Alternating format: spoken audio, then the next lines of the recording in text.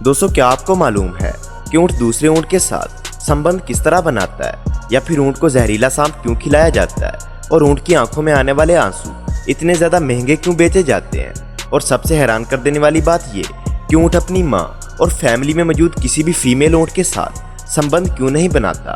आज की इस वीडियो में हम आपको इन्हीं सब सवालों के जवाब देने के साथ साथ ऊँट के बारे में कुछ ऐसे अमेजिंग और इंटरेस्टिंग फैक्ट्स बताने वाले हैं जिन्हें शायद ही आपने आज से पहले सुना होगा, इसलिए वीडियो को मुकम्मल देखिएगा। लेकिन वीडियो में मजीद आगे बढ़ने से पहले तमाम नए आने वाले दोस्तों से गुजारिश है कि हमारे चैनल को सब्सक्राइब करते हुए साथ मौजूद बेल आइकन को भी दबा दें।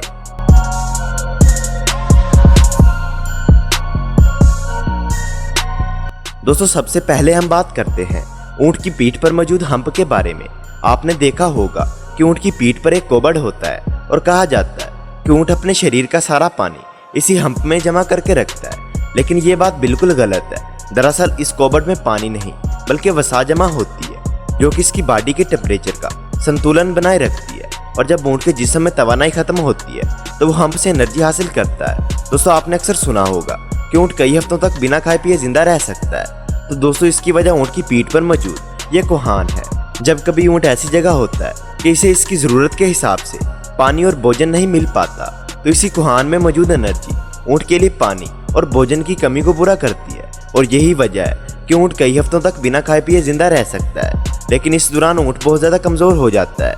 वैसे हम आपको बता दें, ऊँट जब पैदा होते हैं तो इनकी पीठ पर यह कोहान नहीं होता, लेकिन उम्र बढ़ने के साथ साथ इनका ये कोहान बढ़ता है और एक समय पर इनका ये कोबड़ ठोस हो जाता है। दोस्तों, आमतौर पर जो ऊँट आपने देखा होगा इसकी पीठ पर एक कोबड़ ही होता है। और क्या आपको पता है कि इस दुनिया में ऊँट की कई सारी प्रजातियां पाई जाती है, जिनमें अरबी ऊँट की पीठ पर एक हम्प होता है और वहीं बैक्टीरियन ऊँट की पीठ पर दो कोहान पाए जाते हैं। दोस्तों, ऊँट को सांप क्यों खिलाया जाता है? दरअसल इनको एक अजीब तरह की बीमारी होती है जिस वजह से इनके अंदर जहर बनने लगता है, और अगर समय पर इसका इलाज ना किया जाए तो ऊँट की मौत वाक़ई हो जाती है। इसलिए ऊँट को इस बीमारी से बचाने के लिए जहरीला सांप खिलाया जाता है। दोस्तों, ये बात सुनने में थोड़ा अजीब लगती है, लेकिन ये बात बिल्कुल सच है। कई बार तो ऐसा भी होता है कि ये ऊँट रेगिस्तान में रहने वाले सांपों को पकड़कर खुद ही खा जाते हैं। सांप खाने के बाद ऊँट बीमार पड़ जाता है और कुछ वक्त के लिए खाना पीना सब छोड़ देता है, और जैसे ही जहर का असर खत्म होने लगता है तो इसको फिर से भूख और प्यास लगने लगती है, और फिर वो एक वक्त में कई सौ लीटर पानी पी जाता है, लेकिन फिर भी इसकी प्यास नहीं बुझती, और ये ऐसे ही कई दिनों तक पानी पीता रहता है, जिसके कुछ दिनों बाद इसकी ये बीमारी बिल्कुल सही हो जाती है और वह पहले की तरह बिल्कुल नॉर्मल हो जाता है। दोस्तों, ऊँट एक बहुत ही खुददार जानवर है। जी हाँ दोस्तों, आपको जानकर हैरानी होगी कि ये कभी भी अपनी माँ, बहन या फिर यूं कहिए कि अपनी फैमिली में मौजूद किसी भी फीमेल के साथ संबंध नहीं बनाता, जबकि दुनिया में मौजूद बाकी जानवर इस कानून को फॉलो नहीं करते। दोस्तों, जब ऊँट रोता है या फिर जहरीले सांप को खाता है तो इसकी आंखों से आंसू निकलते हैं। ऊँट पालने वाले लोग इन आंसुओं को किसी बर्तन में इकट्ठा कर लेते हैं और इन आंसुओं को मार्केट में बहुत महंगी कीमतों पर बेच दिया जाता है। दोस्तों, ऊँट के आंसुओं की कीमत इतनी ज्यादा क्यों होती है, इसके पीछे की सच्चाई हम आपको बताते हैं। दरअसल ऊँट के आंसुओं का इस्तेमाल सांपों के जहर का एंटीडोट बनाने के लिए किया जाता है, जिसके बाद इसका इस्तेमाल इंसानों को ठीक करने के लिए किया जाता है। दोस्तों, एक ऊँट की औसत उम्र तकरीबन 40 से 50 साल तक होती है।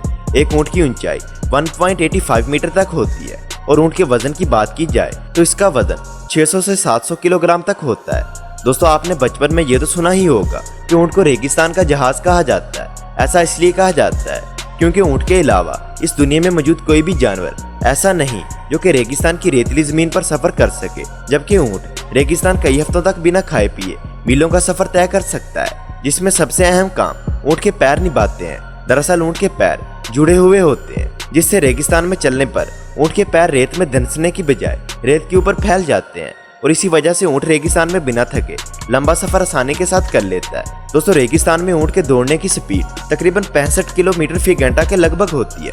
दोस्तों, अगर देखा जाए तो इंसान की बॉडी में पानी की अगर थोड़ी सी भी कमी हो जाए तो इसे प्यास लगने लगती है, और अगर इसे पानी ना मिले तो इसकी मौत भी हो सकती है। वहीं कई जानवरों में ये पानी की कमी 15% तक हो जाती है। लेकिन क्या आपको पता है कि इस दुनिया में ऊँट केवल ऐसा जानवर है जिसकी बॉडी में पानी की मात्रा 25% भी कम हो जाए तो वो इसे बड़ी ही आसानी के साथ पूरी कर लेता है। दोस्तों, वैसे तो ऊँट शाकाहारी जानवर होता है जो फल फूल, पौधे और पत्तों को खाता है, लेकिन जरूरत पड़ने पर कांटेदार टहनियों और यहाँ तक कि गोश्त भी खा जाता है। ऊँट की बॉडी पर मौजूद बाल ऊँट को सूरज की रोशनी से बचाते हैं और यही वजह है कि ऊँट को गर्म रेगिस्तान में गर्मी नहीं लगती। ऊँट के बालों का इस्तेमाल कंबल, जैकेट, रस्सी और बहुत सी चीजों को बनाने के लिए किया जाता है।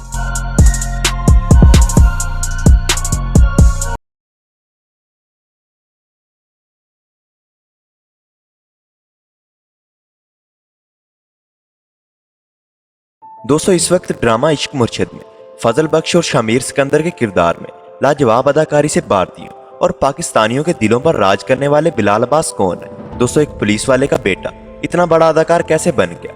बिलाल अब्बास कौन है, कहाँ रहते हैं और अब तक कितने ड्रामों में काम कर चुके हैं और इनकी नेटवर्थ इनकम क्या है? ये सब कुछ हमारी आज की इस वीडियो में बताया जाएगा। इसके अलावा आज की इस वीडियो में ड्रामा इश्क मुर्शिद के अदाकार फजल बख्श यानी कि बिलाल अब्बास के बारे में चंद हैरानकुन हकाइक बताए जाएंगे, इसलिए वीडियो के अंत तक जरूर देखिएगा। लेकिन वीडियो में मजीद आगे बढ़ने से पहले तमाम नए आने वाले दोस्तों से गुजारिश है कि अगर आप हमारे चैनल पर नए हैं तो चैनल को सब्सक्राइब करते हुए साथ मौजूद बेल आइकन को भी दबा दें। तो चलिए दोस्तों, बढ़ते हैं वीडियो की जानिब। दोस्तों, बिलाल अब्बास का पूरा नाम बिलाल अब्बास खान है और इनकी पैदाइश 4 जून 1993 को पाकिस्तान के शहर कराची में मौजूद एक पश्तून फैमिली में हुई। इनके वालिद का नाम सुहेल अब्बास खान है, जो कि कराची में सिंध पुलिस के एक डीएसपी ऑफिसर है। इनकी वालदा का नाम फरहाना सुहेल है, जो कि एक फैशन डिजाइनर है। इसके अलावा बिलाल अब्बास की एक बहन और 2 भाई भी हैं, जिनके नाम उमैर अब्बास खान, शहबाज अब्बास खान और बहन का नाम सना तुसीफ है। दोस्तों, बिलाल अब्बास खान ने अपनी इब्तदाई तालीम कराची से ही हासिल की। इसके बाद इनको मरी के एक स्कूल लॉरेंस स्कूल ऑफ मरी में भेजा गया, जहाँ पर स्कूल में मुनक्कद होने वाले थिएटर प्रोग्राम में इन्होंने हिस्सा लिया और वहीं से इनमें अदाकार बनने का शौक पैदा हो गया। बिलाल अब्बास एक अदाकार बन